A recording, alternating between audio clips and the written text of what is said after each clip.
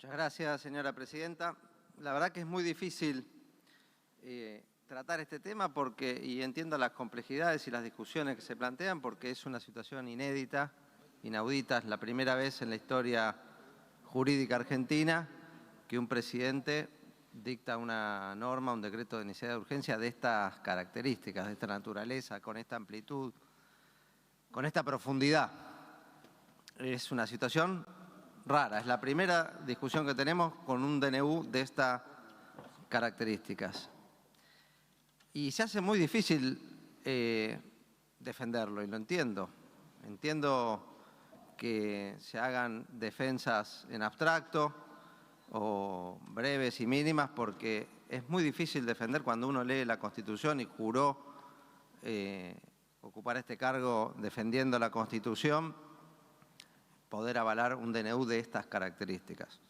Entonces nos vemos en la obligación de repasar un poco y casi, diría como instrucción cívica de la escuela, a repasar en qué consiste la República, de la que tanto se habla, la división de poderes, qué es la división de poderes, qué son las atribuciones, qué dice la Constitución. Y en esto,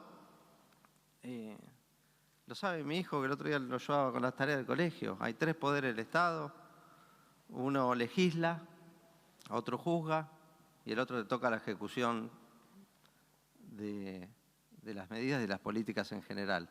Pero que haya sido elegido presidente Javier Milei o cualquiera, que haya sido elegido para ocupar el poder ejecutivo, no le da un cheque en blanco y una carta libre para hacer lo que se le cante porque la gente lo votó. Y la gente lo votó y dijo que iba a meter preso a los corruptos. Entonces, mañana Milei va a meter preso por decreto a quien considere que es un corrupto porque la gente lo votó. Si Milei quiere cambiar la legislación, tiene que mandar un proyecto o varios proyectos de ley al Congreso, y si el pueblo que lo eligió lo acompaña, también los representantes del pueblo que están en esta Cámara y en la Cámara de Diputados lo acompañarán, porque también el poder legislativo es elegido por el voto popular y tiene la misma legitimación, la misma legitimidad que tiene el poder ejecutivo.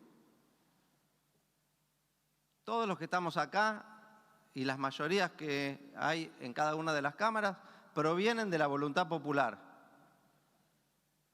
y provienen de la fuerza que le da la Constitución Nacional a cada uno de los poderes. Entonces, el poder legislativo es el que legisla, el poder ejecutivo no puede legislar. Y esto entendemos que hay situaciones de flexibilidad y de hecho hubo antes de la reforma de la Constitución titulares del Poder Ejecutivo que se atribuyeron facultades legislativas. Y empezaron los decretos, leyes, decretos de necesidad de urgencia. Y fue esa una de las razones por las cuales, cuando se acordó reformar la Constitución, a través de los mecanismos que prevé la propia Constitución, en el núcleo de coincidencias básicas se acordó atenuar el presidencialismo que se había exacerbado con el exceso de facultades legislativas. Y por eso la Constitución Nacional, que todos juramos defenderla, dice en el artículo 99 que el Poder Ejecutivo no podrá en ningún caso, bajo pena de nulidad absoluta e insanable, emitir disposiciones de carácter legislativo. No puede, esa es la regla, no puede. ¿Hay excepciones? Sí, ahora vamos a hablar de las excepciones. Pero como toda excepción, además se interpreta con carácter restrictivo. La regla es otra cosa. ¿El Poder Ejecutivo puede emitir decretos reglamentarios? Puede. ¿Puede derogar un decreto con otro decreto? Puede, como hizo hace muy poco que derogó el decreto que prohibía nombrar familiares en el Poder Ejecutivo. ¿Puede? Sí, constitucionalmente puede. ¿Es discutible? Sí. ¿Es casta? No sé. ¿Para nombrar a la hermana en el Poder Ejecutivo? Está bien. ¿Puede por decreto aumentar los sueldos de sus funcionarios, de los ministros y de él mismo? Constitucionalmente puede. Constitucionalmente no tenemos ningún reproche. ¿Puede hacer reformas en la Quinta de Olivos? Puede.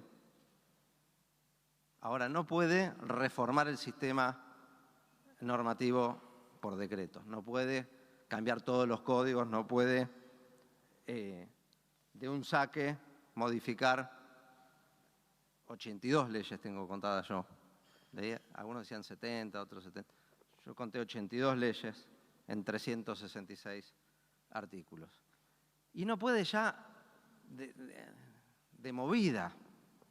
Cuando uno empieza a analizar en concreto qué dice la Constitución, en qué casos podría, porque esto es evidente, no pasa por la puerta este DNU. Es tan grande, no pasa por la puerta.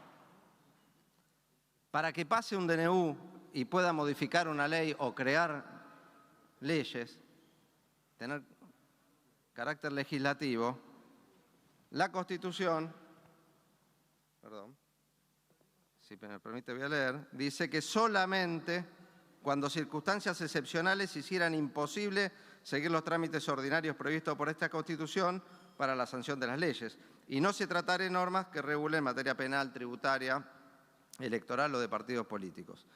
Y esto que dice la Constitución, además, lo interpretó la Corte ya reiteradamente, por si hiciera falta algún límite más, para saber si algún decreto de necesidad de urgencia que es discutible pasa o no pasa por la puerta.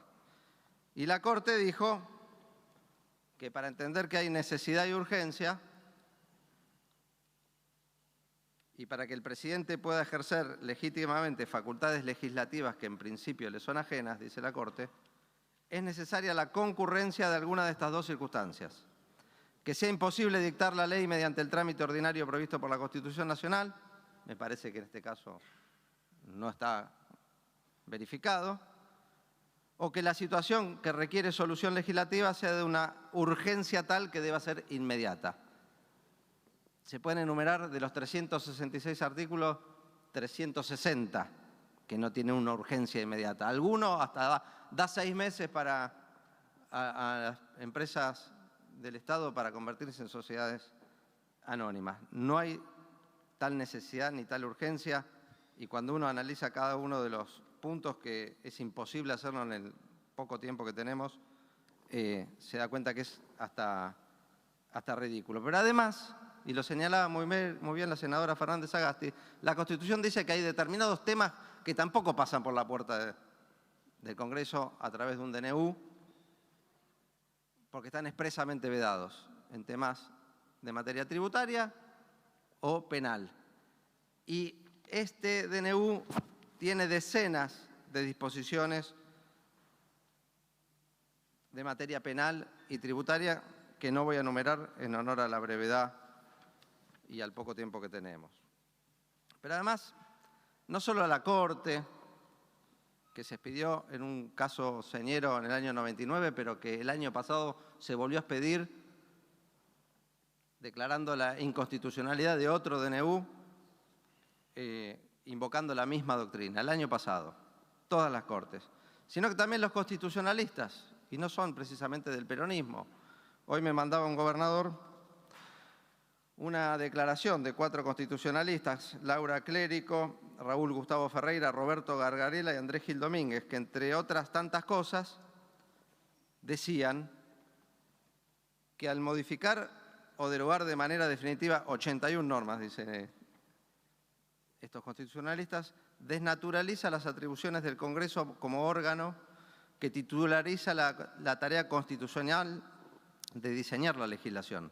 Tal accionar comporta la ruptura de la separación de poderes del Estado, como bien decía la senadora preopinante, y favorece la concesión de la suma de poder público al Ejecutivo, algo expresamente prohibido por el artículo 29 de la Constitución Nacional. Y es algo que además Alberdi, que tanto le gusta citar a este gobierno, calificaba como crimen legislativo. Alberdi decía que las constituciones que reglaron después la conducta del gobierno de la República calificaron de crimen legislativo el acto de dar poderes extraordinarios y omnímodos a sus gobernantes. Crimen legislativo. Los que quieran aprobar esto están cometiendo un crimen legislativo según palabras de Alberdi. Pero este DNU, y con esto termino, además de ser flagrantemente inconstitucional, es la demostración de que Milei mintió en la campaña.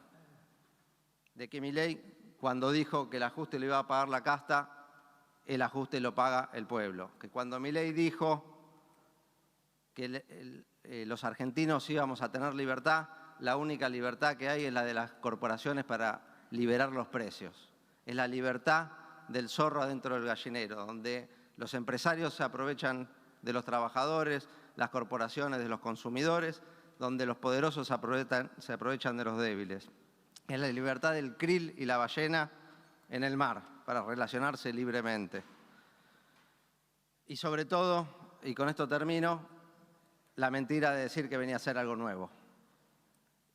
Ya con la presentación desde TNU, primero de manera informal por parte de Sturzenegger y después de manera pública y oficial en la Casa Rosada con Caputo, Bullrich y Sturzenegger, nos dimos cuenta, y espero que el pueblo lo sepa, que no son algo nuevo, son más de lo mismo. Nos dicen que no lo vimos, que no la vemos, que no la vemos, pero sí, la vemos y la vimos muchas veces.